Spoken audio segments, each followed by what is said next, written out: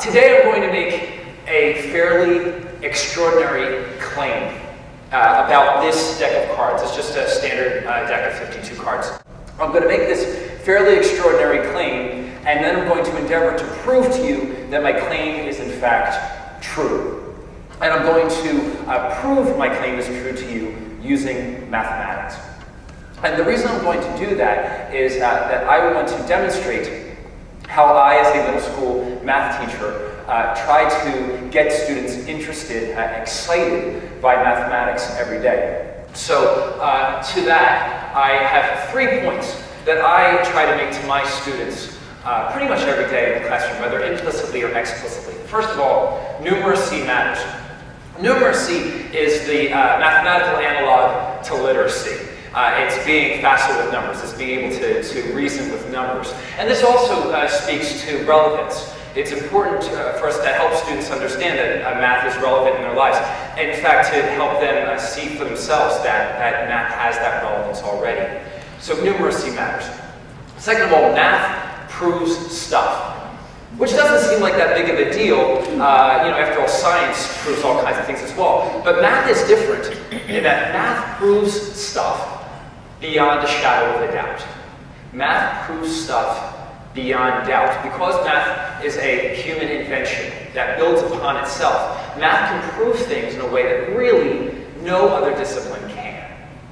And the third point that I try to make to my classes is that the stuff math proves can be really, really cool, which goes back to the fairly extraordinary claim that I'm going to be making about this deck of cards later on. But I'm going to go through these points one by one. First of all, numeracy matters.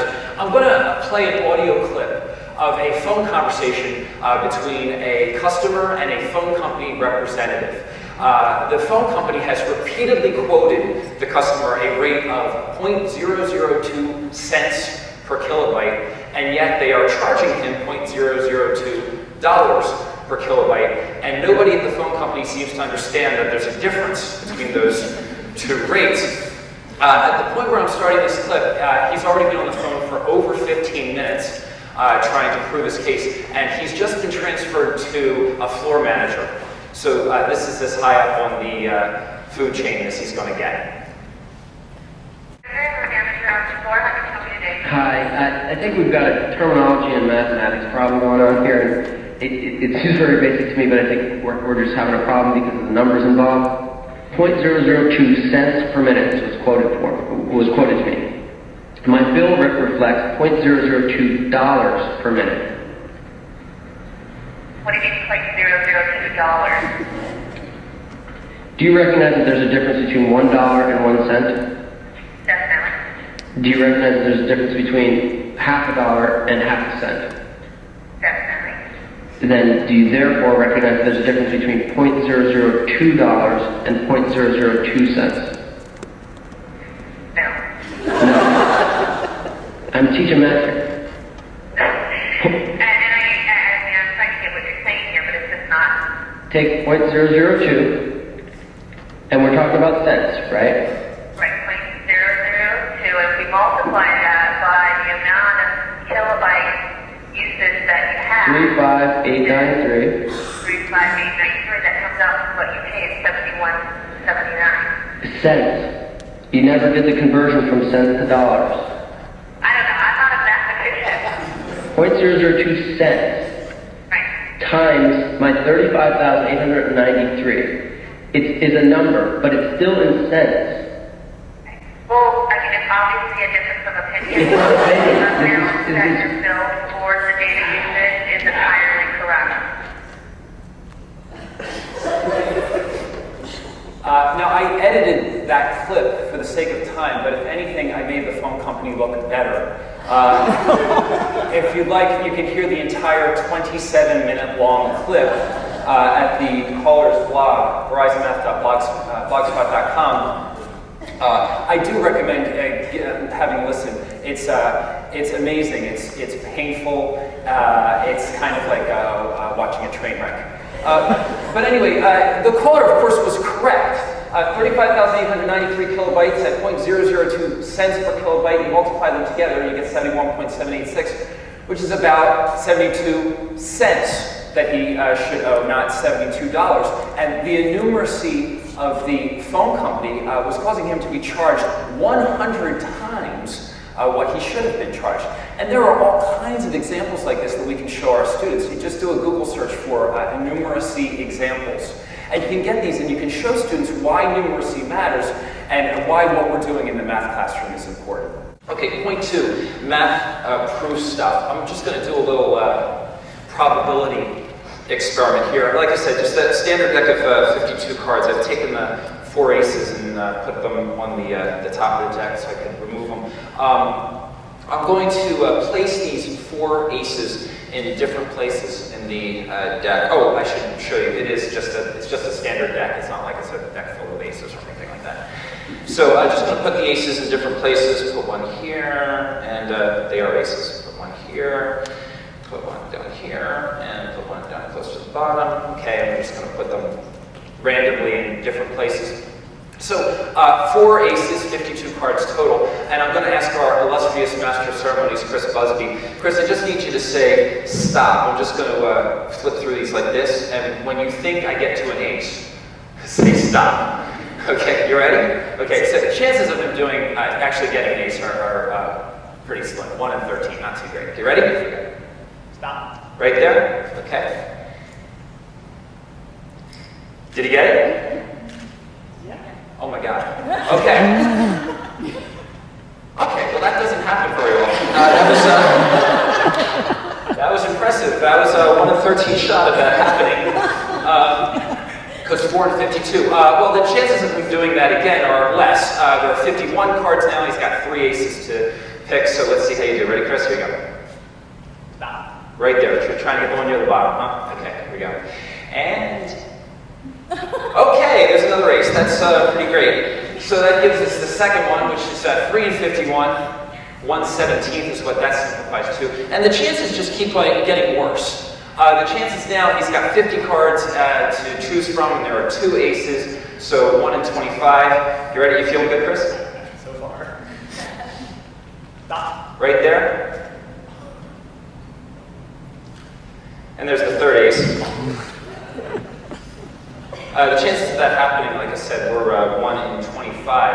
And so now your chances are really lousy. You've got 49 cards left, 1 ace. Feel good? Really?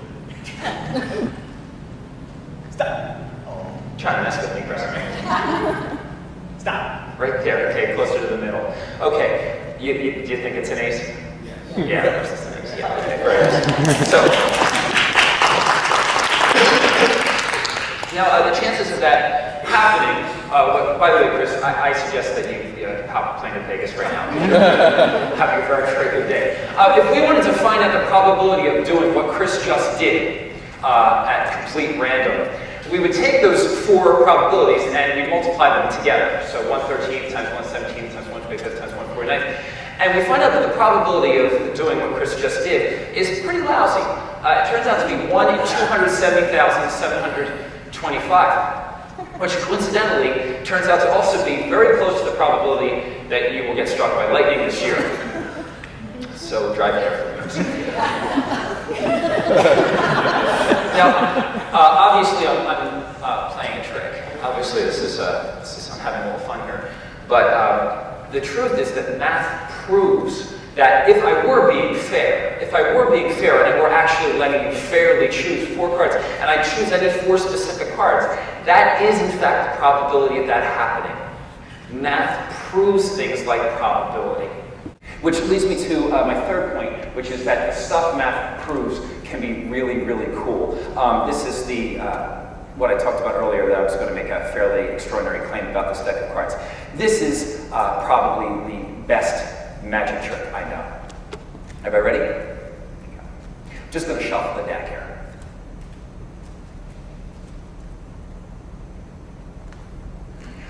I can state with nearly 100% certainty that in the entire history of the planet, there has never been a deck of cards in this exact order. That's it. Let's do it again.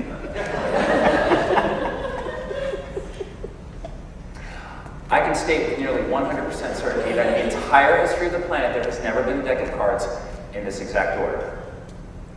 I can do it again. I can do it for hours. I can do it for years. In fact, I could do that for millennia, and every single time, I can tell you with nearly 100% certainty, there's never been a deck of cards in that exact order. That's a pretty extraordinary claim, so I'm going to try to prove it to you right now.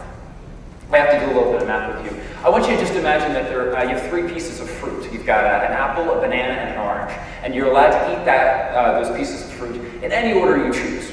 Okay? So the first fruit you choose, there are 3 possibilities. You can choose the apple, the banana, or the orange. So there are 3 possible choices at first. Once you've chosen that first fruit to eat, there are only 2 fruits left that you can choose from. So in the second slot, you only have 2 possible fruits. And then once you've eaten those 2 fruits, there's obviously only 1 left. So there's only 1 possible fruit left. Just as we did with the probability that we did earlier, we need to multiply these numbers together to find out how many possible orders you can eat the fruit. 3 times 2 times 1, there are 6 ways. So it would be apple, banana, orange, apple, orange, banana, banana, apple, orange, banana, orange, apple, banana, orange, banana, apple. 6 ways. That number, it turns out, grows very quickly if you have more objects. For example, if we had 4 objects, that would be 4 times 3 times 2 times 1 orders, or 4 factorial. That little exclamation point means factorial. You take the number, multiply it by all the natural numbers before it. So 4 times 3 times 2 times 1 ways to order 4 objects, that's 24. And let's just use Jack, Queen, King, and Ace. Those are the 24 ways that those can be ordered. And like I said, this grows very quickly. If I have 5 objects, there are 120 ways to order them. 6 objects, 720, and so on. Hopefully some of you see where this is going. There are 52 cards in a standard deck.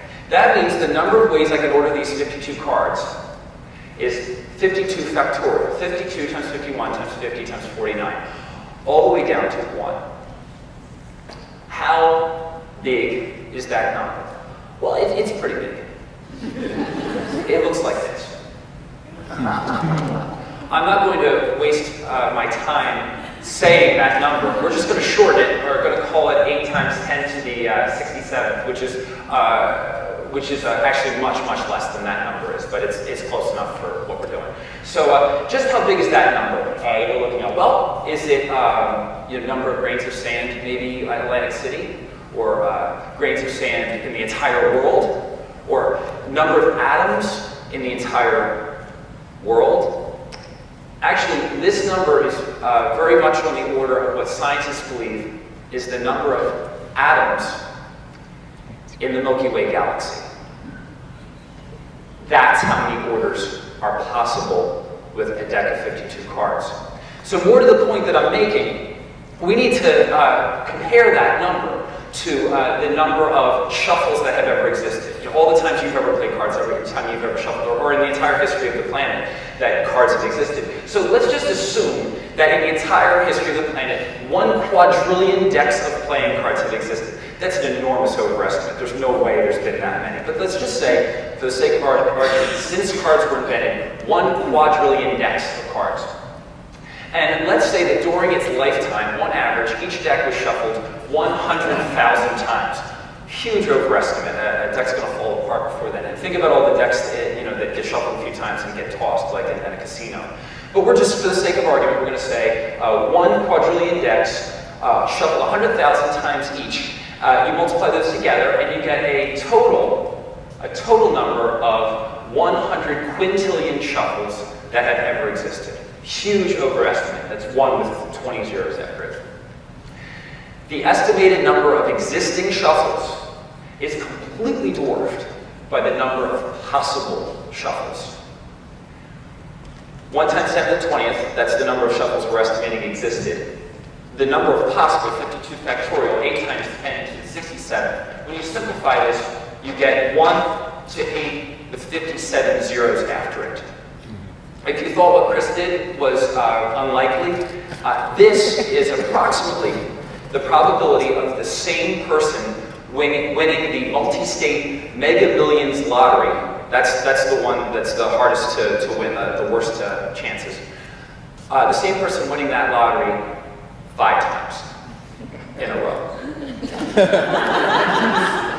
And if you're thinking right now, well, that's never going to happen, then you get it. This means that every time that you have ever shuffled a deck of cards, well, I don't mean like right out of the pack, I mean you have to shuffle well, but if you've ever shuffled had a well-shuffled deck of cards, then you can state with nearly 100% certainty there has never been a deck in that exact order. So there it is. Math proves stuff. That's really, really cool. It's the power of proof. If your curiosity has been piqued, if you feel slightly more in awe of what mathematics can do than you did before I started my talk, then you understand that math teachers can help our students feel very much the same way. And in trying to create a more numerate society, it's not a bad start. Thank you.